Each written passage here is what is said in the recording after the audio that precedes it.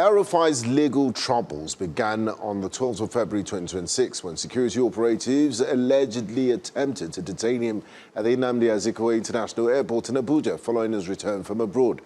Between the 16th and 18th of February, he honored summons by the Economic and Financial Crimes Commission, EFCC, where he was detained and questioned over alleged misappropriation of 432 billion naira. During his tenure as governor of Kaduna, he was later released on administrative bail. However, on the 18th of February, El-Rufai was rearrested by the Independent Corrupt Practices and Other Related Offences Commission, ICPC, and has remained in custody since. Meanwhile, Malami, alongside his wife and son, were arraigned in late February before the Federal High Court in Abuja on 16-count charge bordering on conspiracy, procurement, concealment, and laundering of alleged unlawful proceeds amounting to 8.7 billion naira. The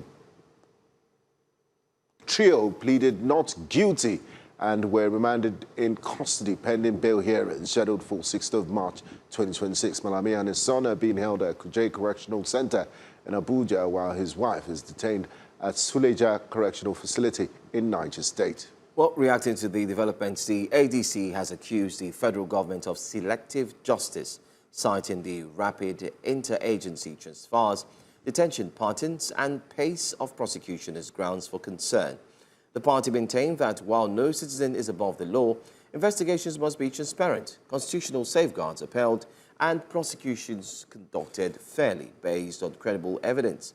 ADC emphasized that both men remain presumed innocent until proven guilty by a competent court of law. This morning, we have an ADC party member who joins us in the studio. Mr. Oluwaseyi Akinde joins us live. Thank you so much for being here. Good morning and thanks for joining us. Good morning, Nigerians. Good morning to you guys at the studio. Great. Great to be here. We did see the statement put out by the ADC talking about selective justice and the likes. And we also did mention this earlier on at the start before we went on a break, that what we're witnessing here, it's a form of a question to you. My first question to you: are we seeing a case of selective justice, or are we seeing a case of the law taking its course? Because why would the ADC say, why are you arresting or why are you detaining these members of our party, but turn a blind eye to those who may have also committed maybe a more serious or lesser crime, and yet they have not even been locked up in prison? Absolutely. I mean, you just read out the statement from Bolaji Abdullahi, our publicity secretary of the ADC, and these issues that you see, it's actually selective justice. There are a lot of people who have committed crime in this country that has never been picked up. They are members of the APC. We've seen several crimes committed. We've seen former governors who run a whole state aground. None of them have been called for question. In fact, it was difficult for even the EFCC to even arrest a former governor at a point.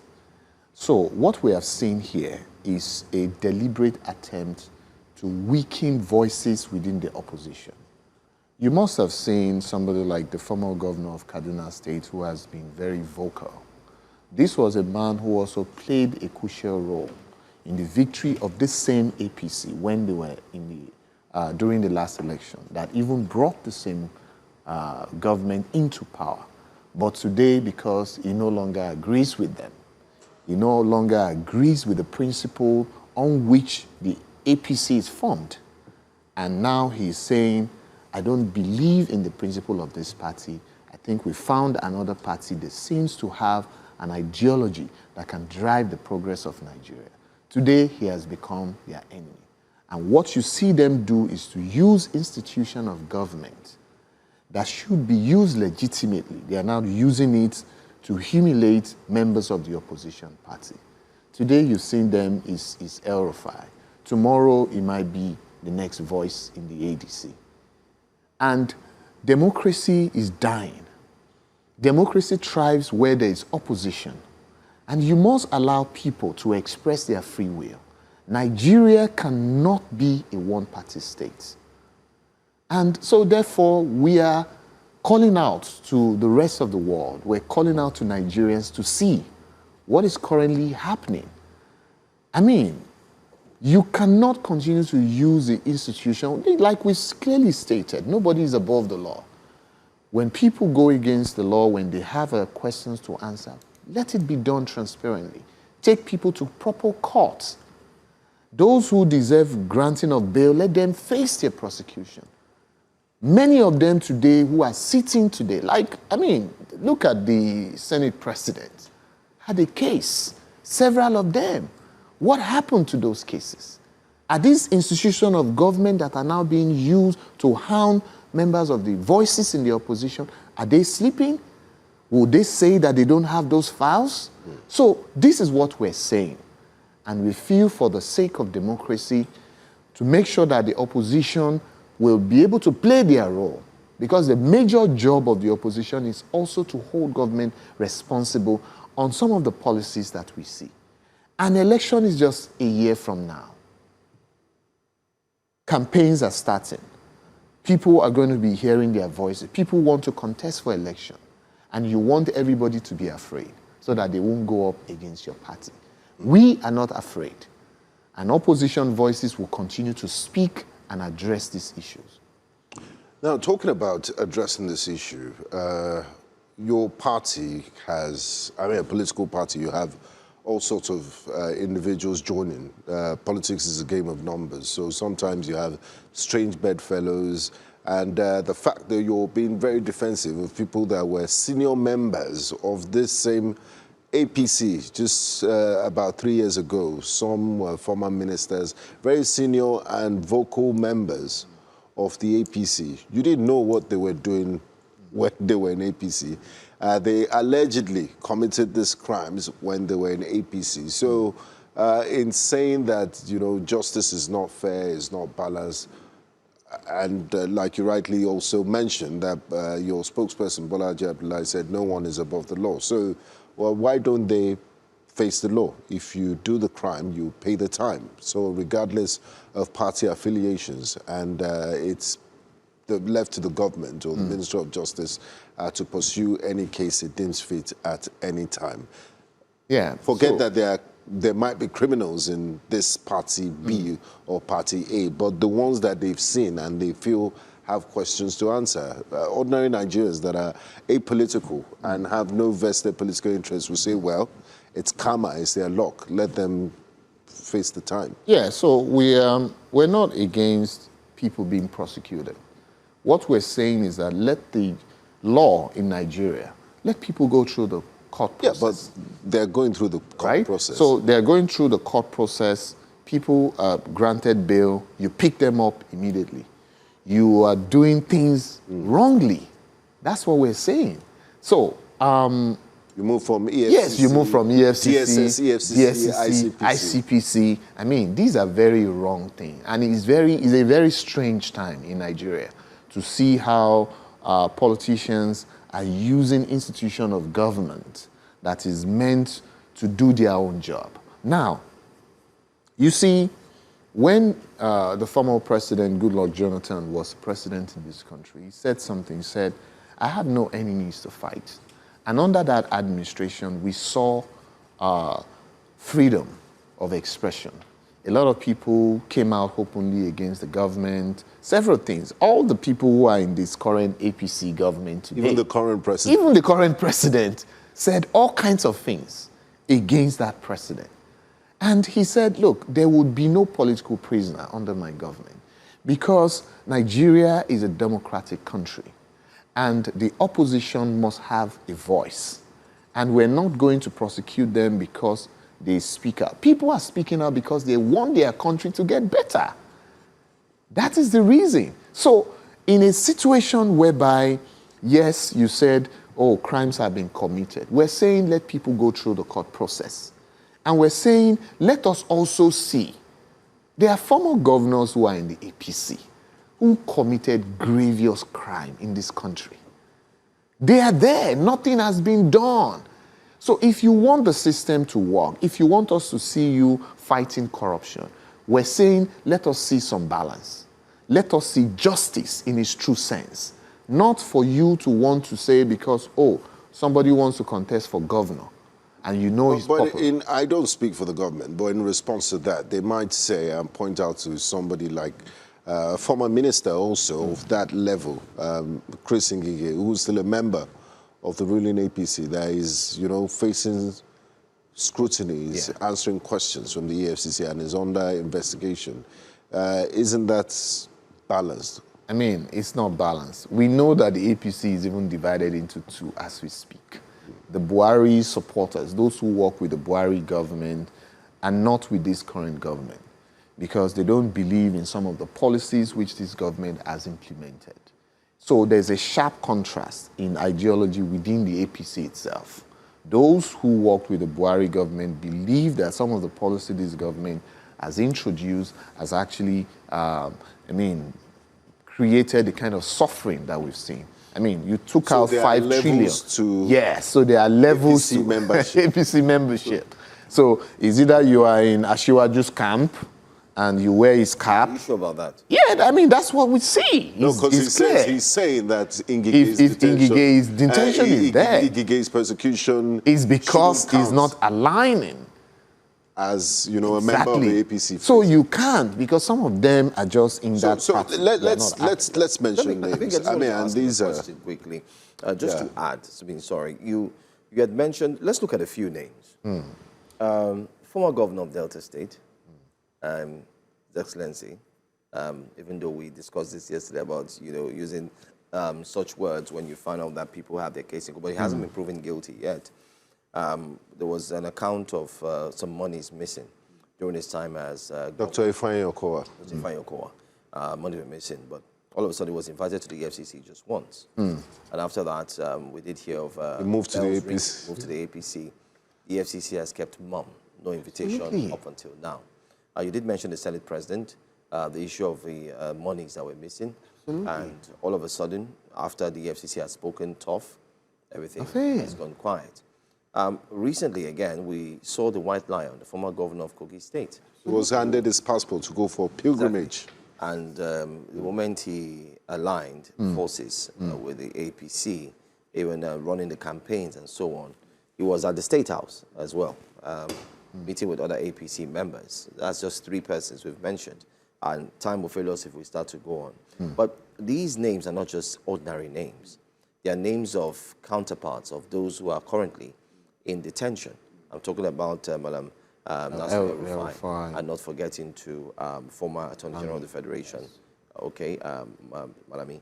But does this in any way, is this proof and that once you become a member of the APC, truly your sins are forgiven? Because Adams Shomole, former governor of Edo State, has come out now with a statement as at yesterday saying that no politician will go to hell for a sin if he sins. For political sins. No political sin will make a politician go to hell. How do There's a political heaven and political hell. How do you wrap around? How do we talk about this?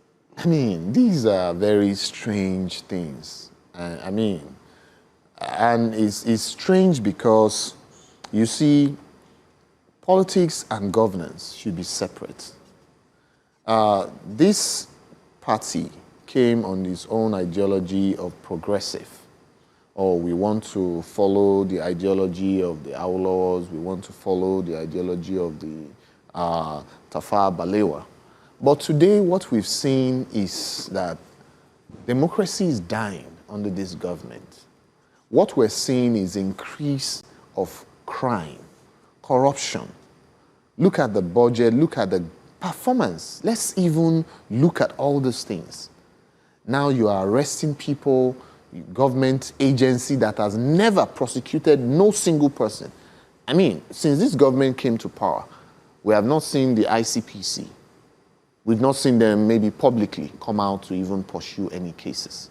We've not seen, but suddenly election is 11 months to election. You want to silence everybody in the opposition. Like you cited, the case of all these former governor, very strong people with serious cases who are in this government but because they've aligned with the party. So that's what you see. So that tells us one single thing. Everybody that you see today, all the governors that are currently joining the APC, they are not joining the APC because they believe the APC has something to offer Nigerians or offer their states.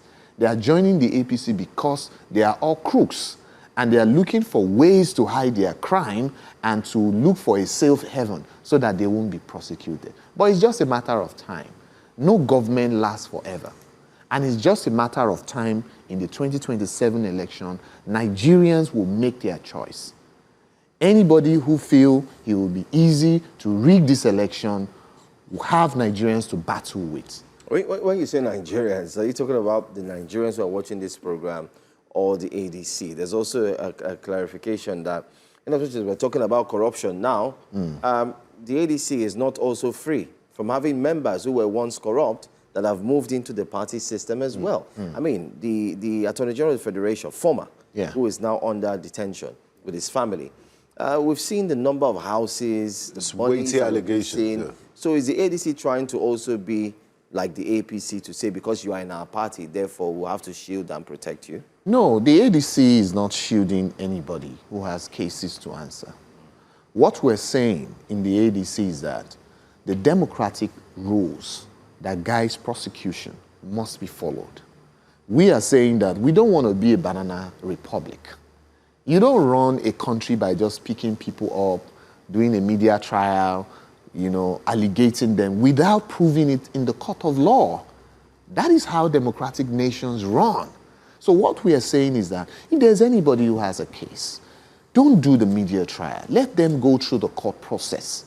Let Nigerians see, what is fair like. and transparent. Fair and transparent. And don't let it be selective. Don't let it be because anybody joins the ADC now, you pick them up. Let us see people within your own party. All these names we've mentioned, like the gentleman that was handed over, the former governor that was handed over his passport. This was a man that has a case to answer. We saw how many months he even took for the EFCC to be able to even present him. Now he's being freed. So this is not what we want to see. I mean, in the same light, some critics of your party would say that, are you not worried about perception of how people would perceive the ADC? Because you're selling the message of change that we're different from the ruling party, will do a better job. But you're associating with people who took part in the theft of our collective patrimony that have serious character issues around them. That why they say, show me your friend and I'll tell you who you are. So why do you have a party that you have questionable members as some of your party members? That don't you do some level of screening? I mean, that means you are the same with no, the we are not the screening. same. We are not the same, and you need to understand the way Nigeria is built. You have multi-ethnic, multi-religion country, and the way governance is, right? When you talk about political parties, people join political party because not on an individual level, because the party has its own ideology. For if you want to judge the ADC, you have to look at his leadership. Is there anybody in the ESCO, on the national ESCO of the party that is being wanted? No. Yes, people join the party. They may have been coming from the same APC, but they disagree. Are you happy to have those sort of characters in your party? The way politics is run, I don't have the ultimate say to say that people should not join the party. But what is important is that it's not Seyi Akinde that will decide who joins the party. People will join the party, but I feel that when it comes to contesting election, I'm only asking because of the perception. Yes. People from the outside would have that, oh, you say you're better, but look at all the characters in your party. I mean, how you judge us, let me tell you, is when we present candidates for election. both at the governorship level and at the presidential. We'll remember this statement. So those are going to be the metrics to join. But at this stage of electioneering, people are joining the party. You cannot stop people from joining the party. But what will determine how credible the ADC is the selection of the people who will carry the party at the election. So wait for that. You will see the quality of governors that will emerge. You'll see the quality of people who will become our presidential candidate. And I think by that point, Nigeria will see that we are really serious to rescue this country. Okay, how does the ADC plan to handle this forthcoming primaries? I mean, in the Electoral Reform Act, there's a major situation. Your party is actually filled with a lot of, we say, heavyweights, uncertainties because of the too much stars, galacticos, that are found in one party. You have Messi, like Ronaldo, Osimhen in a pot of soup. You have Bomo, you have Shaki, you have Edon, you have all of that. And all of them want to rise to the occasion. So now the Political Reform Act, Electoral Reform Act, also has taken it away from members of the party and has moved it to only those who are partisan, who are part of the party to select. So the voting process is looking a bit dicey. You have Mr. Peter Gregory, you have His Excellency, former governor, former presidential vice president, Alhaji Abubakar. You have Rotimi Amechina, who has gotten the nod of some members in Rivers State community who say he's our son. We must all rise for him. You also have so many of them. And you haven't solved that issue yet, because it seems like it hasn't been solved. How do you plan, how does the ADC plan on handling that ahead of the primaries, which, of course, kicks off pretty soon? Yes, so our primaries is going to happen. It's going to be a democratic process. And the people you've mentioned, our leaders, those who are vying for the highest office in this country, practically all of them are qualified to lead this country. All of them will run together. So what would happen is that, as you've seen them, they've always mentioned that they are coming together is to rescue this country. Now, they share a common ideology around understanding that Nigeria must be rescued. And this government must be a one-term presidency for the sake of Nigerians who are out there confused, hungry, deprived, education, healthcare. Doctors are on strike. Those who are dealing with serious health issues know what Even they face. Nigerian electricity, look at it. They're going on strike. In a country where deregulation has been done, you know, these guys are the owners of the power plants. They have mining resources in their hands. Governors have more money. But today we're still under darkness. So, our own leaders understand what is ahead of us. Okay. And there you are going to see them come together. They are going to come together at the right time. The process will play out. The presidential candidates will emerge, and they will all support, as you've heard them say it. Because so you're not expecting people to lose after, because there will be losers, yes, to leave after. Yes. I don't see that happen. Okay.